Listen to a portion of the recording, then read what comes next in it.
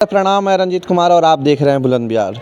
तो आपसे बता दे रहे हैं कि लोकसभा की इलेक्शन है, 2024 की जो लोकसभा की इलेक्शन है, उसमें जो शुरू से लेके अभी तक बिहार का जो तीन चेहरा एक सिर्फ राज बन के रह गया था, वो राज अब सामने आ गया। और वो तीन चेहरा में से अभी दो ही चेहरा सामने निखर के आया है। अभी एक चेहरा अभी भी राज की राज ही है कि आखिर में उस चेहरा के पीछे कौन सी राज है और उस चेहरा ने कौन सी राज अपने अंदर छुपा के रखी है जो अभी तक जनता के सामने निकल के नहीं है।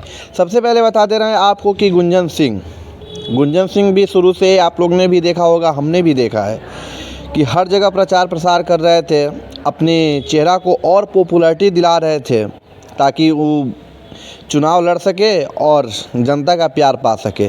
तो फाइनली इस बार की चुनाव में उन्हें तो किसी पार्टी वाली ने टिकट नहीं दिया, लेकिन उन निर्दलीय कल जाके नामांकन अपना करा लिए हैं। तो आज से ये चीज़ कंफर्म हो गया कि गुंजन सिंह चुनाव लड़ने के लिए हर चीज़ से तैयार हो गए हैं।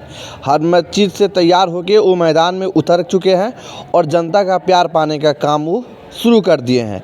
और उनका सपोर्ट एकदम खुला मन से, तन मन धन से उनका सपोर्ट अभी फ़िलहाल मनीष कश्यप कर रहे हैं। आप लोग ने भी देख रहे होंगे कि रैली में मनीष कश्यप कंधे से कंधे मिला के चल रहे थे गुंजन सिंह के।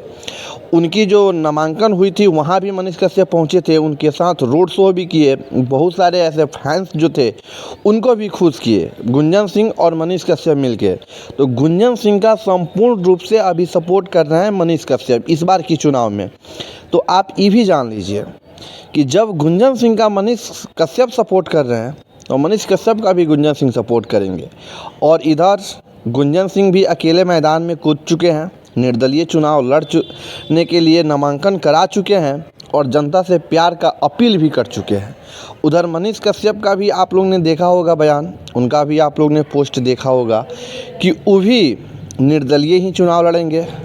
और पश्चिमी चंपारण के चनपटिया विधानसभा से वो भी हमको लग रहा है कि निर्दलीय चुनाव लड़ेंगे। वो भी नामांकन करा के अपना प्रचंड इस बार की जो चुनाव है उसमें लहराने का काम करेंगे और जनता का प्यार पाने का काम करेंगे। लेकिन इन दोनों चेहरा का जो राज था तो वो तो सामने आ गया, लेकिन एक शख्स अभी भी पवन सिंह, हालांकि वो भी ट्विटर पे, फेसबुक पे हर चीज़ से एक्टिव है।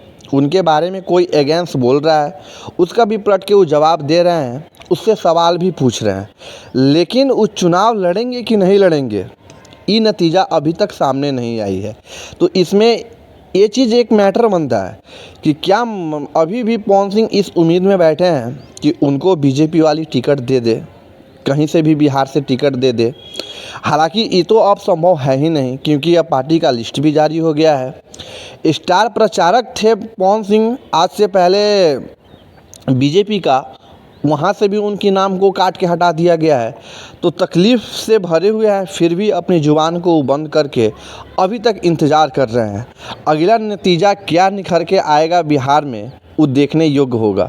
तो आप लोग सबसे पहले बता दे रहे हैं कि गुंजन सिंह का भर के सपोर्ट करिए। नवादा के जितने भी लोग इस वीडियो को देख रहे हैं, नवादा जिला के, उन लोग से मैं भी प्रार्थना कर रहा हूँ कि गुंजन सिंह ने बहुत दिल से चाहा था कि हमको भारतीय जनता पार्टी टिकट दे, लेकिन भारतीय जनता पार्टी उनकी एक नहीं सुनी और टिकट नहीं दी। तो आप लोग को भी दिखा देना है कि हाँ, अगर अकेला भी कोई खड़ा होकर अगर चाहे कि बदल सकते हैं हर चीज़ को, तो वो बदल सकता है। उसके लिए आप लोग का सपोर्ट चाहिए। और इधर से मनीष कश्यप भी पूरा तरह से तैयार है, मुरेठा बांध के ये भी तैयार हैं फील्ड में, ये भी आएंगे ही इस बार के चुनाव में। तो इस बार के चुनाव बहुत ही घमासान है और उसमें आप लोगों को बहुत ही सोच समझ के और किसी को भी चुनना होगा। तो मैं तो अपील करूंगा और प्रार्थना करूंगा यहीं कि आप किसी को भी चुनिए, वैसे लोग को चुनिए जो आपके लिए फ़ायदा हो। हालांकि अभी पवन सिंह का राज ही है, उनका भी राज सामने आएगा तो मैं आप लोगों को बताने की कोशिश करूँगा। तब तक जय हिंद।